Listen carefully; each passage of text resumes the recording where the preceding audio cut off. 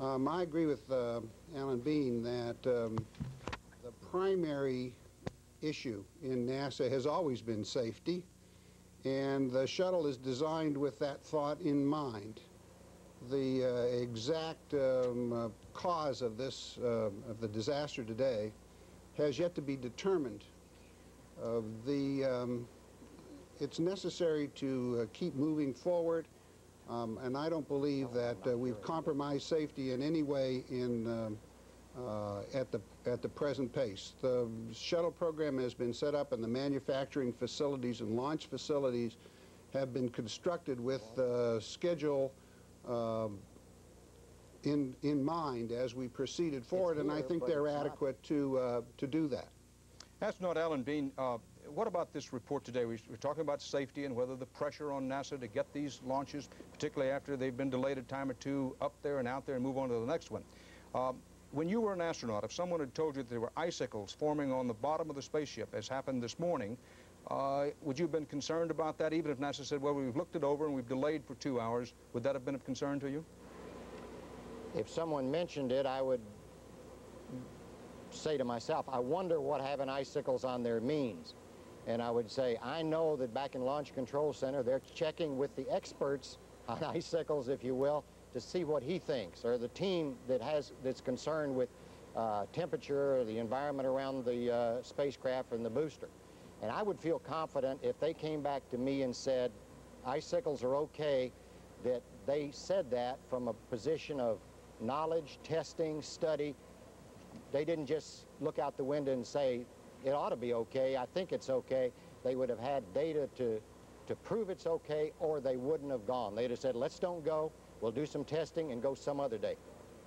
And what about the report that over the weekend that one of the cranes that was helping to set up the shuttle launch accidentally bumped into one of the fuel tanks? Now, Mr. Moore, the current director of the Space Center, this afternoon when asked that question said, well, yes, in effect that happened, but we checked it out and we think everything was okay. Would that have been of concern to you? No, because once again, Mr. Moore has his own integrity plus the integrity of his team behind him. Believe me, NASA operates as a close-knit family, like you said earlier in this program, and nobody is going to let anything go by that they feel is a safety consideration.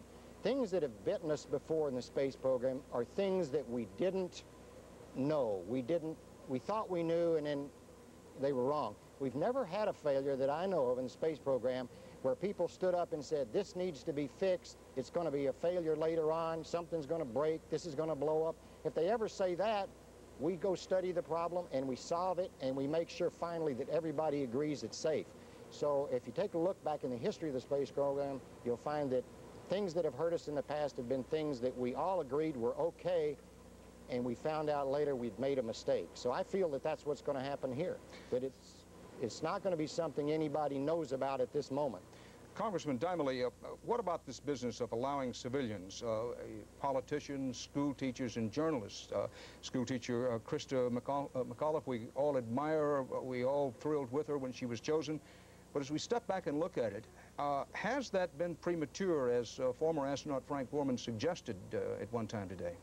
Well, I think it was perfectly proper to have a school teacher on, because what we are attempting to do is to explore space and to bring this message back to our classrooms.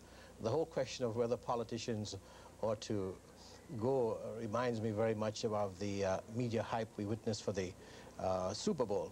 I don't think it is necessary for politicians to go up. I think scientists, of course, should go up, and a teacher, in fact, is a scientist in his or her classroom. So I think that's a proper role for a teacher. Former director of the Space Shuttle program, Mr. Mauchline, we earlier quoted a United Press International report saying that speculation, clearly underline that word, speculation in the early investigation is focusing on the spacecraft's large fuel tank, that massive external fuel tank that's manufactured by Martin Marietta Aerospace in Louisiana. Do you have any information on your own that would indicate that's true? And whether you do or not, what checks are made on these contractors for quality control? I would say that there's no question that the source of the major amount of energy that contributed to the explosion came from the external tank. But you can't, I would be very hesitant to indict that element at this time. There's a lot of material to be gone over before we can decide that that is the case. The earlier suggestion that was showing up in the films about those little flashes from apparently coming from the solid rocket booster have to be examined very carefully to determine whether or not those are the cause. As to the quality, the control that goes into making the external tank, that's a welded aluminum structure, and there's about 1 kilometer of weld in that tank. All the joints are x-rayed, and early on in the program, they were getting to a place where there was, I think, less than an inch of weld that had to be reworked. So I would not think that that could be a problem. We have to really wait for all the data to be examined to get a better idea of what's really happened. Mr. Morgan, we know that we've had quality control programs and things such as nuclear submarines, welds that are not exactly and precisely made. And there have been many complaints about the decline of craftsmanship and quality in the manufacture of American weaponry and things such as submarines and space shuttles. Now, surely you faced that when you were in your job as the director of the Space Shuttle program. There is always quality issues that are dealt with, and you cannot say that everything is perfect. But the procedures that are in place to detect those things are excellent. I can't be categorically say that it was not the tank, but it's a relatively passive part of the shuttle itself. It stores a lot of energy, but not a lot is going on inside the tank. The things that are going on that are very active and is in the solid rocket boosters and in the main engines.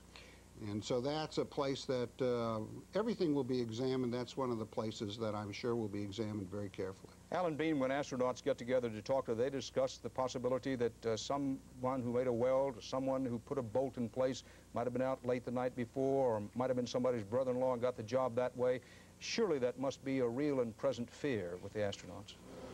Well, we talk about it. We wonder if the people that sewed the parachutes, for example, all worked well, if they did the weld, everything else.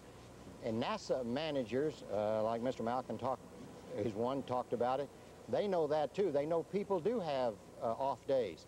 And so we've had to set up a system of check and balances in the space program to take that into account. For example, someone does the job, then you have an inspector at that point, and then you have another inspector. Then all three people agree that is, let's say the weld is done properly. Then you take it down to the Cape and you assemble it. You have inspectors, once again, more than one, to look at it, say that it's okay. Then you get it on the launch pad and then you test it. You put pressure in it. You overpressure it a little bit. You do all these different tests to ensure that the fella 6 months ago or a year ago back at the factory didn't make a mistake. And when these systems of checks and balances are finished, then I think everybody has confidence. I know we as astronauts always had confidence in the hardware. Thank you, Alan Bean. Congressman Dimely, how far, in your opinion, is the American space program set back now? A year, 2 years, less or more than that? I would say less than a year. There's no question in my mind the program must continue, and NASA has suffered a major setback. But I think one has to look at the human factor. To what extent is pressure bringing about these delays? To what extent is pressure causing these technical difficulties? One cannot ignore these human factors, and it seems to me we need to step back a bit and re-examine the whole procedure, the whole scheduling process, which brings stress and brings pressure onto the whole production of the program. Thank you very much, Congressman Dimely, for being with us tonight.